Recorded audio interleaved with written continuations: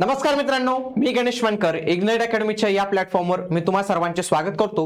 नगर परिषद भरती संदर्भात एक नवीन जी आर आलेला आहे। याच्यानुसार राज्यात ज्या काही नगर परिषद नगरपंचायती स्थापन झालेले आहेत त्यांच्या सुधारित आकृतीबंधास मान्यता देण्यात आलेली आहे। याचा फायदा असा होणार आहे की याच्यामुळे पद वाढणार आहेत आणि आगामी काळात जी नगर परिषदेची जाहिरात पेंडिंग आहे, खूप दिवसापासून पेंडिंग आहे, त्याच्यासाठी आपल्याला दिवाळीनंतर एक विशेष मोहीम जी आहे तर ती आयोजित करावी लागणार आहे। कारण की डिसेंबर मध्ये जे आहे तर ते आचारसंहिता लागू शकते, कारण की नोव्हेंबर मध्ये त्यांनी लगेच आता अधिवेशन ठेवलेले, म्हणजे थोडंसं आणखी पुढे गेलेले इलेक्शन। तर मित्रांनो, अशा पद्धतीने आपल्याला नगर परिषदे भरतीवर लवकरच काम करायचंय। आपण दिवाळीनंतर त्याच्यावर लवकर जे आहे तर ते काम सुरू करणार आहोत। पण हा जी आर काय, हा जी आर आपण व्यवस्थित पद्धतीने समजून घेऊया। बघा, या जी आर नुसार राज्यातील नव्याने स्थापन करण्यात आलेल्या नगर परिषद आणि नगर पंचायती या नागरिक संस्थातील पदांच्या आकृतीबंधास मान्यता देण्यात आली। याच्यात फक्त नवीन ज्या काही तयार झालेल्या आहेत त्यांनाच मान्यता देण्यात आलेली आहे। आधीचे जे ऑलरेडी आहेत नगर परिषद नगर पंचायत त्यांचा सर्व आकृतीबंध हा तयार आहे। हा जी आर नगर विकास विभाग यांच्याकडून आलेला आहे, ज्याचे मंत्री माननीय उपमुख्यमंत्री एकनाथ शिंदे आहेत आणि 15 ऑक्टोबर 2025 रोजी आलेला हा जी आर आपल्याला इथं पाहायला मिळतो।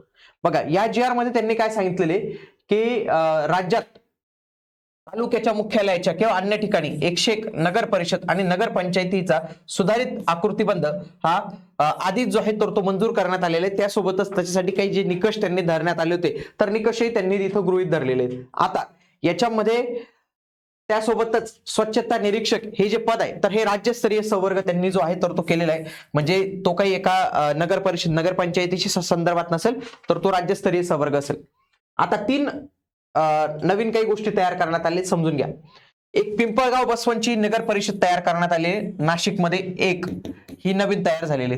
दुसरी पिंपळनेर नगर परिषद तयार झालेली धुळे इथे, धुळे जिल्ह्यामध्ये आहे। आणि तिसरी येरखडा नगर पंचायत ही जी नागपूरमध्ये तयार झालेली आहे। तीन तर हे आपल्याला तीन नवीन जे आहेत तर ते पाहायला मिळतात। याआधी ते पुण्यामधील एक आहे आणि नागपूरमधील एक होती, तर अशा या दोन ऑलरेडी त्या मंजूर होत्या। आता पुन्हा याच्यात तीन नवीन भर जी आहे तर ती पडलेली आहे।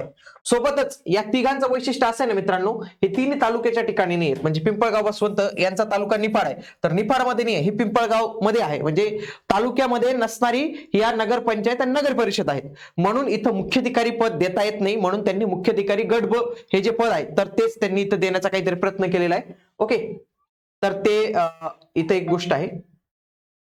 पुन्हा या तिघांसाठी जवळपास त्यांनी 111 पदांचा आकृतीबंध इथं मंजूर केलेला आहे।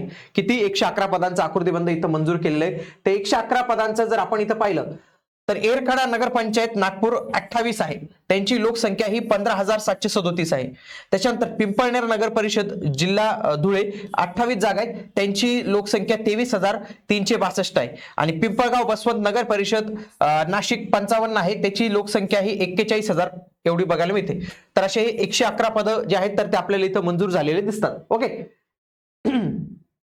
आता पुढे तो आकृतीबंध दिले, तोच आकृतीबंध आता आपण पाहूया। बघा, सगळ्यात आधी यांच्यासाठी की या ज्या दोन एक नगर परिषदा आणि एक नगर पंचायत कोणती कोणती, नागपूरमधील येरखडा आणि पिंपळगाव बसवंत नगर पंचायत आणि नगर परिषद यांच्यासाठी काय तयार करण्यात आलेले, कारण की लोकसंख्येनुसार आहे 10,000 ते 24,000च्या लोकसंख्येसाठीच एक आहे, तर ते आपण इथं पाहणार आहोत। चला, तर त्याच्यामध्ये कशा कशा पद्धतीची पद असणार आहेत। सगळ्यात आधी बघा, लिपिक टंक लेखनची हे राज्यस्तरीय संवर्ग आहे, हे एमपीएससी मार्फतच जे आहे तर ते भरलं जाईल। जवळपास S6 आहे, 19,900 ते 63,200, 7 जागा इथं आणि 14 जागा इथं, एवढं आपल्याला इथं पाहायला मिळतं।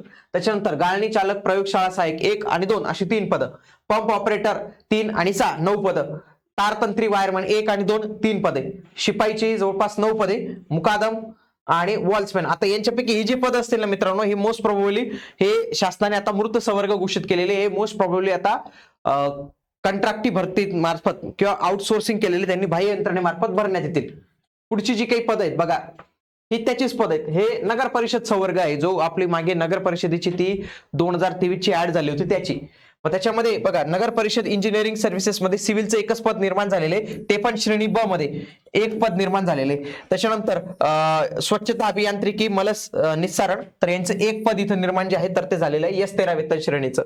पुढचं लेखापाल आणि लेखा परीक्षकची 2 पदं निर्माण झालेली S14 च्या वेतन श्रेणीने, नाही S13 च्या वेतन श्रेणीने। नगर परिषदेची S14 च्या वेतन श्रेणीने 2 तयार झालेली कर निर्धारण आणि प्रशासकीय सेवा जे आपण या पदासाठी तयारी करतो, तर अशी हे 3 पद आणि इथं एक पद यस 10चं तयार झालेलं आहे. त्याच्यानंतर नगर रचनाकार 1 पद, स्वच्छता निरीक्षकची 1 पद आपल्याला पाहायला मिळतात. तर अशी 9 पद इथं पाहायला मिळतात. आता पुढचं जे काही आहे तर ते कोणाच्या संदर्भातले मित्रांनो, या नगर परिषदे संदर्भातले बघा. नाशिकमधील पिंपळगाव बसवंत नगर परिषदे संदर्भात आपल्याला इथं पाहायला मिळतं. ओके.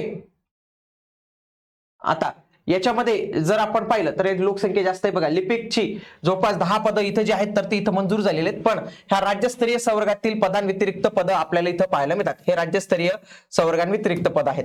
पुढे याच्यामध्ये नगर परिषद संवर्गातील पदं जर पाहिलं आपण तर स्थापत्य 1 पद, 2 अशी ही 5 पदं आपल्याला इथं पाहायला मिळू शकतात.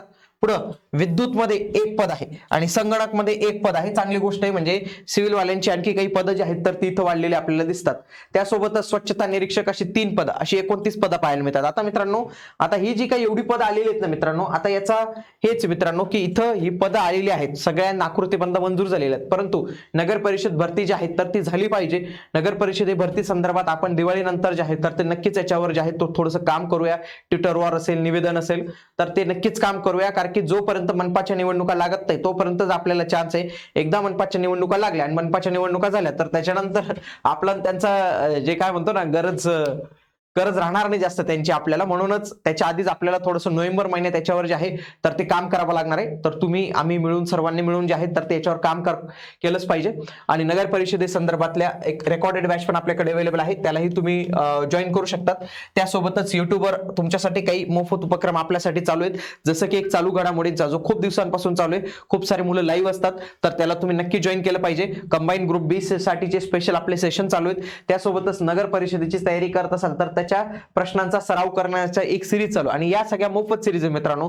तुम्ही कोर्स जॉईन केला पाहिजे असं नाही, पण युट्यूबवर आम्ही तुमच्यासाठी या ज्या काही मोफत सिरीज, तुमच्यासाठी काही मोफत गोष्टी दिलेल्या आहेत तर त्यांचा तुम्ही नक्कीच जे आहे तर तो चांगल्या पद्धतीने वापर जो आहे तर तो केला पाहिजे मित्रांनो. ठीक आहे.